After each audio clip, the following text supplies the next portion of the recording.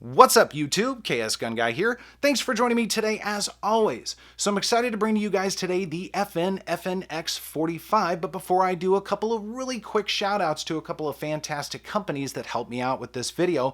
One being Fort Scott Munitions. I've done a video on those guys a couple of times before in the past. Be sure to check that out in the video library. Ran some 45 ACP through this gun and it was fantastic and flawless. And also a shout out to Miltac USA for some new fantastic patches. So I'll be wheeling some of those in over the course of the next few videos, and I really appreciate both of these companies' support with the channel. So be sure to check both of those guys out. I'll have links on Instagram and Facebook so you can find those guys.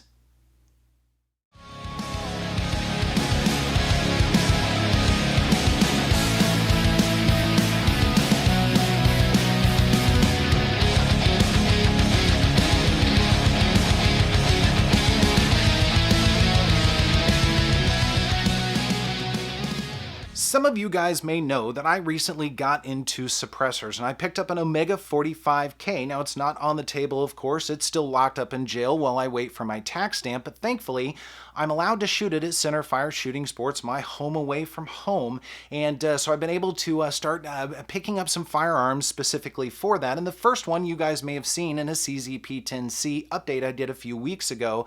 The P10C Suppressor Ready Urban Gray Tactical. It's very cool. I'll be wheeling that in at a later time on the channel. However, I knew I also wanted to do some sort of 45 ACP, and I thought about a couple of different options, but one that has stuck out over the course of quite a few years, this is a bit of an old dog, I will admit, is the FNX 45. And I did this for a couple of reasons. First off, again, it's basically ready to go out of the box for a suppressor, and that definitely made some sense, but it's got a lot of features and a lot of things going for it that we're going to be talking about today.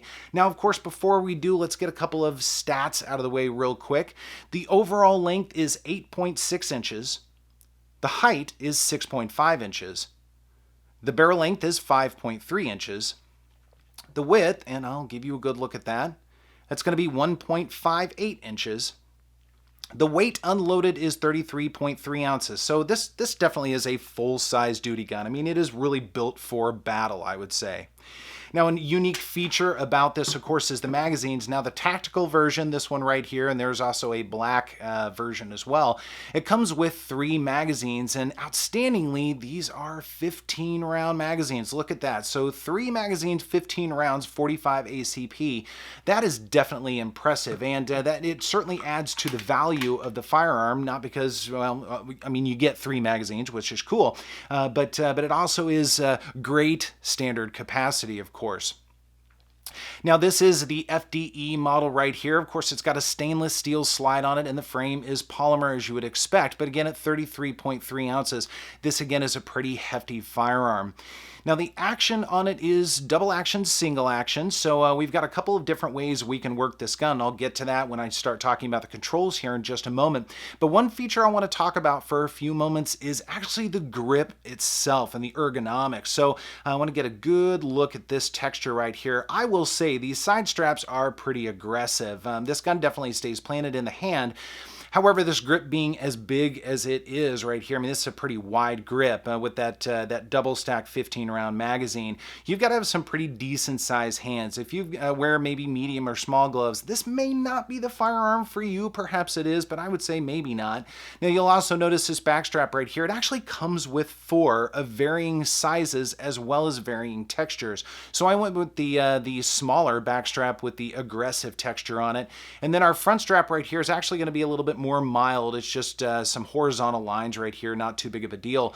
But again, overall, the grip texture is certainly pretty aggressive. Now, again, that helps keep this gun pretty squarely planted in your hand, so you get a pretty good purchase on it, again, depending on the size of your hands. But I would say it's a pretty blocky gun. Some people compare this to maybe a 4x4 or something like that. I don't know if I'm ready to commit to that. However, again, it's pretty good size. Now, the magazine release is ambidextrous out of the box, ready to go, which is pretty cool. Not a lot of firearms do that, and it is certainly workable. I mean, it really chucks those magazines out of the firearm without any issue whatsoever. Continuing on with the controls, the slide lock slide release again is ambidextrous out of the box, which is great. And then you'll notice we've got a lever right here, and it does a couple of things. So go ahead and move the hammer back. This will serve as a safety, again, ambidextrous, so you can carry this cocked and locked and ready to go and only have to worry about shooting it in single action. But it also serves as a decocker, which is pretty cool. And again, it's somewhat unique. There are a few other firearms that do that, but not really very many, or at least not that I know of. So it's nice to have that dual functionality right there. So if you want to carry this and shoot double action with your first shot, you definitely can. So a little bit of flexibility right there for sure. As we move up the frame, you'll see it does have an accessory rail for lights, lasers, tiny ninjas, things like that. So you can hang whatever you want on it. Again, being a full-size duty gun, I would expect nothing less. Now, in terms of takedown, it's extremely easy. All we need to do is lock this thing back right here. And I won't take the whole thing apart because I've got the thread protector on it. But we've got a little takedown lever right here. And then we can just take our slide off. We don't need to pull the trigger or anything like that. And it has all of your basic components in it. Your slide, your barrel, your guide rod and spring assembly. I almost lost that there for a moment. It is steel, by the way. And then, of course, your frame. And there's a fair amount of stuff going on there. It's a little bit dirty because, again, I've been shooting with this with the suppressor. But again, it's pretty easy to maintain, pretty easy to clean, not too big of a deal. Then we put it back and you are good to go. Now, in terms of the slide, we've got several different features going on. First off, we do have our front and rear serrations right here. They work really well. They're very tactile. They've got enough grip or bite to them that you can definitely work that slide, not a problem. And it's got the pretty standard FN slide contours on it. So again, I mean, it's a pretty blocky gun, no doubt about that. But they've tried to kind of break it up just a little bit and make it look as nice as possible. It's also contoured in the very front right there, so you can see that. So again, trying to kind of take away some of that blocky look about it. Now, in terms of sights, it does have suppressor-ready high sights on it, which is nice. They do have tritium inserts in them, as you would expect. There's your look right there at those. Now, I do find that these are not as easy to acquire as some sights out there, but again, being night sights and they do have little white rings around them, I mean, it's better than nothing for sure. And they glow. I mean, they definitely work. They do their job. I would have liked them to have been a little bit bigger, a little bit easier to acquire, but I'm getting older and my eyes aren't as good as they used to be, so that's me being a little bit picky. Now, you'll notice it does have a plate right here. This is actually red dot ready, and it comes with several different adapter plates, so you can throw your Trijicons and your Vortexes and other various red dots on it. So it's got a little bit of flexibility there, which is really nice and adds to the value of the firearm. Again, we'll talk about price here in just a little while. And the last feature of this, of course, is going to be your threaded barrel. And it's the primary reason I picked up this firearm. I really have been running the can, not quite exclusively on it, but almost exclusively on it. So more on that shooting here in just a second. But again, overall, that's the features and the specs of the firearm. Again, a lot of things going on with this. Now, we've talked features and specs, but one thing a lot of people want to know about is price. And to pick this up new, again, this is the FDE tactical version. I have found them anywhere from a little bit over $1,100 all the way up to $1,300 and change. So it's not a very inexpensive firearm, and you have to weigh that against all the things that come with it, like the threaded barrel and the red dot ready, high sights with the tritium inserts, 3 15-round magazines, and a nice nylon case that comes with it. So it's got a lot of features, and you can account for some of that value, although I would say this is a pretty expensive firearm to get into. Now, of course, your mileage may vary there, but it is certainly something that people do consider. I've said I've spent the majority of my shooting time with the FNX 45 with the Omega 45 suppressor on it, and that was really by design. Definitely wanted to spend a lot of time with that. And with the suppressor on it, this gun is a lot of fun to shoot. Again, it's a big gun. I mean, it definitely, you got to have bigger hands, at least I think you do. But it definitely runs really well, and I've had a really good time shooting it. But there are a couple of things that I noticed, not really so much while shooting it with this suppressor, but with the suppressor off, and I don't have a lot of footage of that, again, just spending the majority of my time with that can on the gun.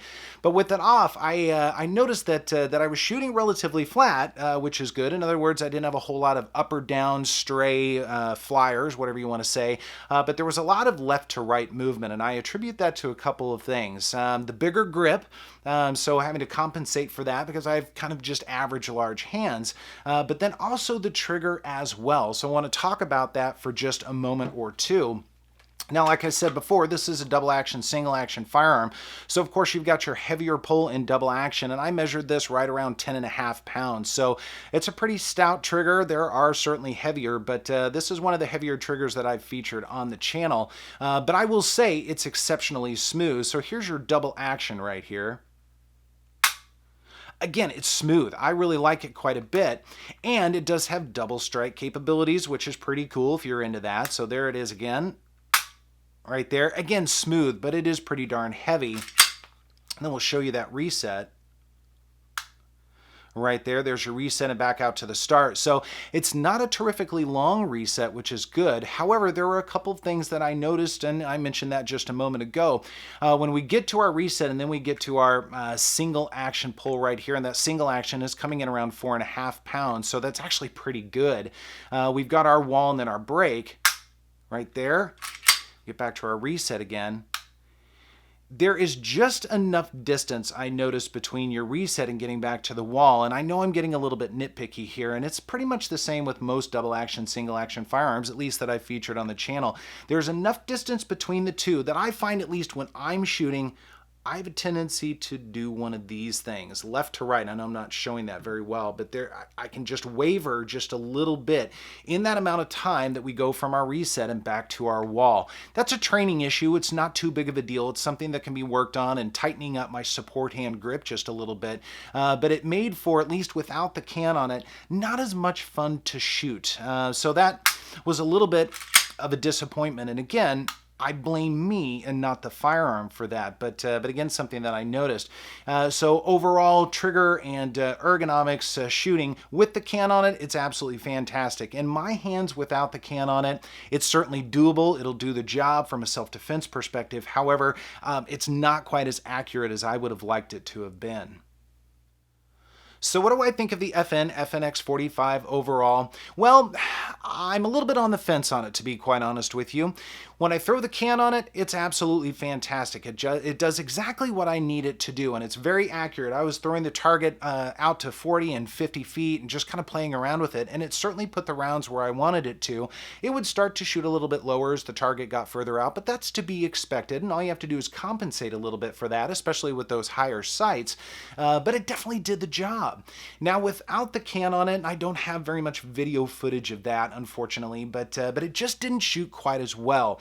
I didn't have any flyers up or down so much, which is great, but a lot left to right, and I attribute that more to me than the gun. The gun wasn't doing anything wrong, but being a larger grip, perhaps not as ergonomic as I like firearms to be anyway, and that trigger being double action, single action, and I'm a little spoiled with striker-fired firearms, I just didn't connect with it quite as well as I had wanted to. Now, the rounds were quality enough to certainly be self-defense worthy, not a problem at all there, but perhaps not as accurate as I would have liked them to have been. So it definitely needs a little bit more time spent behind the trigger to hopefully dial that in a little bit more, but as it stands right now, about 400 rounds that I've put through it, that's kind of my assessment. I'm really sort of on the fence. If it's just with the can, it's great. Without, I don't know, maybe quite so much. And with the cost, it's a pretty expensive firearm, although it is certainly feature-rich.